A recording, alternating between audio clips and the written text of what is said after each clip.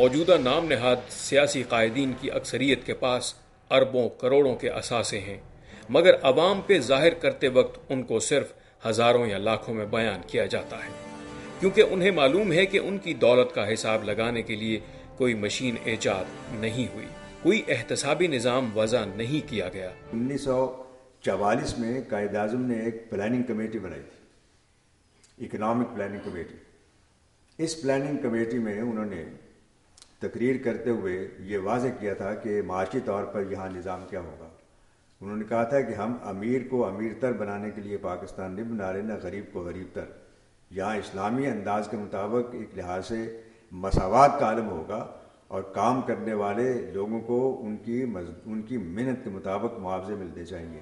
قیام پاکستان کے اغراض و مقاصد میں یہ بات بھی قطعاً شامل نہ تھی کہ ملک کی سلامتی، خود مختاری اور عزت نفس کا قدم قدم پر سودا کیا جائے۔ جب جودھپور پہنچے ہیں اسٹیشن پہ تو وہاں پہ بٹوائیوں کو حملہ ہونے لگا، اور اتنا آگے کہ بٹوائیوں نے حملہ کر دیا ہے، تو سارے مسلمان ریل سے اندر سے نکلائے، بچوں کو عورتوں کو اندر کر دیا۔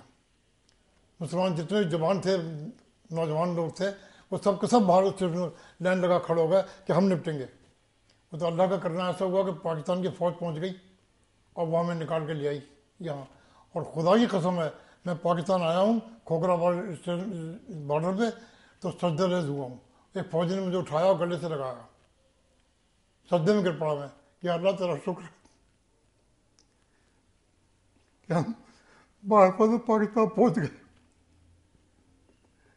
تو یہ تو جذبہ تھا اس وقت، اور انہوں نے تو سارے پاکستان کو حکمران کوئی نہیں ملا۔ غربت درجہ کمال کی ہے، مافیا گروپ چھائے ہوئے ہیں، لا اینڈ آرڈر کے مسئلے ہیں، زندگیاں محفوظ نہیں ہیں۔ اس کے بعد جناب سیاست میں آپ دیکھتے ہیں کلا بازیاں لوگ آتے ہیں، جمہوری انداز کے بجائے ڈکٹیٹرشپ، یہاں کئی بار ڈکٹیٹر یہاں آئے ہیں۔ مانا کہ بعض ڈکٹیٹر انڈیویجولی ممکن ہے اچھی صفات کے ہوں، لیکن بحیثیت ایک نظام کے انہوں نے ملک کو غلط راستے پر ڈالا۔ قیام پاکستان کا مقصد اس کو جدید اسلامی جمہوری فلاحی مملکت بنانا تھا، جبکہ ایک لمبا عرصہ گزر جانے کے باوجود آمر اور سیاسی حکمرانوں کی وجہ سے مملکت کو نہ ہی جدید عصری تقاضوں سے ہم آہنگ کر سکے اور نہ ہی اسلامی قانون سازی دیکھنے کو ملی۔ حالانکہ قائد اعظم نے واضح طور پر بار بار مملکت پاکستان میں اسلامی اصول اور قانون کے نفاذ کی بات کی ہے۔ قانون کی سمجھ بوجھ ہونے سے مراد یہ ہے کہ جو وقت کی جدید ضروریات ہیں وہ ان کے سامنے تھیں، اسی وجہ سے یہ پاکستان ایک نیا تجربہ تھا، اور اگر وہ نہ ہوتے تو یہ حاصل ہی نہ ہوتا۔ پاکستان بن جانے کے بعد اب کوئی مسلمان نہیں رہے گا، کوئی ہندو نہیں کہلا سکے گا، کوئی کرسچن نہیں ہوگا، لیکن یہ اس لیے نہیں کہ ان کا مذہب تبدیل ہو جائے گا، مذہب کے طور پر وہ مسلمان ہی رہیں گے، ہندو ہی رہیں گے، کرسچن ہی رہیں گے، لیکن پاکستانی شہری کی حیثیت میں وہ صرف پاکستانی ہوں گے۔ قائد اعظم نے جنوری 1948 کو بار ایسوسی ایشن کراچی سے اپنے خطاب کے دوران دو ٹوک الفاظ میں فرمایا، میں ان لوگوں کی بات نہیں سمجھ سکتا جو دیدہ دانستہ اور شرارت سے یہ پروپیگنڈا کرتے ہیں کہ پاکستان کا منشور شریعت کی بنیاد پر نہیں بنایا جائے گا۔ اسلام کے اصول آج بھی عام زندگی میں اسی طرح قابل اطلاق ہیں جس طرح 1300 سال پہلے تھے۔ پاکستان کو قائم ہوئے 6 عشروں سے زائد عرصہ گزر گیا۔ مشرقی پاکستان اپنے حقوق مانگتا مانگتا ہم سے جدا ہو گیا۔ بلوچستان کا بھی یہی مطالبہ ہے کہ اسے حقوق اور مراعات میں حصہ دیا جائے، اور ہمارے قائدین ابھی صرف غور کر رہے ہیں۔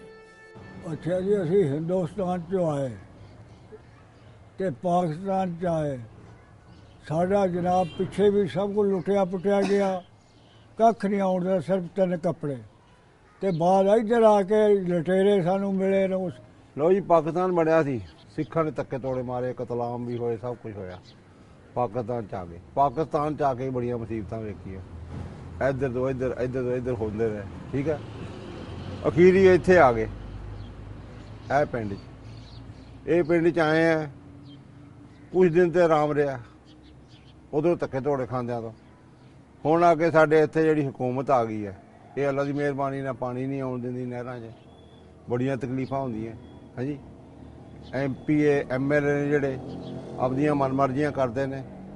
2 سال ہو گئے ساڈے ہلے بھی نہر چ پانی نہیں آیا، ਹੁਣ ਵੀ ਕਣਕਾਂ ਸਾਡੀਆਂ ਬਰਾਨੀਆਂ ਖੜੀਆਂ ਤੇ ਕੀ ਕਰਾਂਗੇ।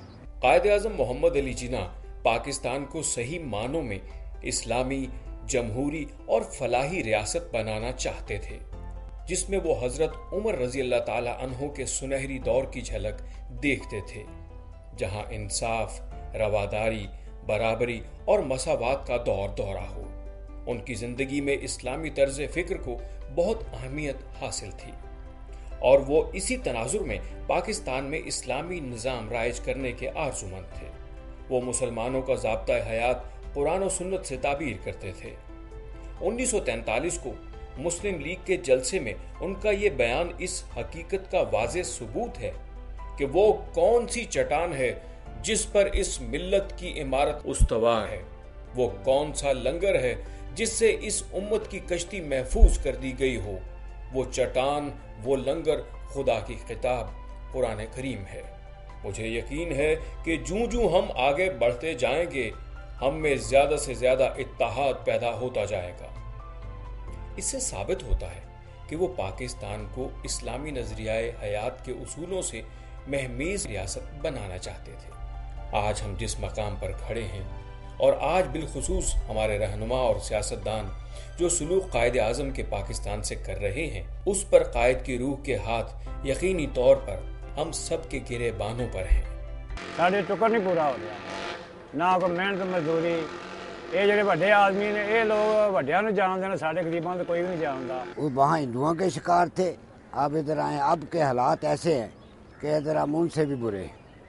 एक बात, महंगाई तबाह कर दी, पब्लिक पिस चुकी है। वो तो सिर्फ एक नारा था कि पाकिस्तान का मतलब क्या, ला इलाहा इल्लल्लाह, और सिर्फ यही मकसद था मुसलमानों का। तो सब मुसलमान इकट्ठे हो गए थे एक प्लेटफॉर्म पे, और आप यकीन कीजिए इस कदर जोश और जज्बा था कि मैं बयान नहीं कर सकता। आज तो वो पाकिस्तान नहीं है। कायद की शख्सियत, उनकी मेहनत और जिद्दोजहद को हम गंवा रहे हैं।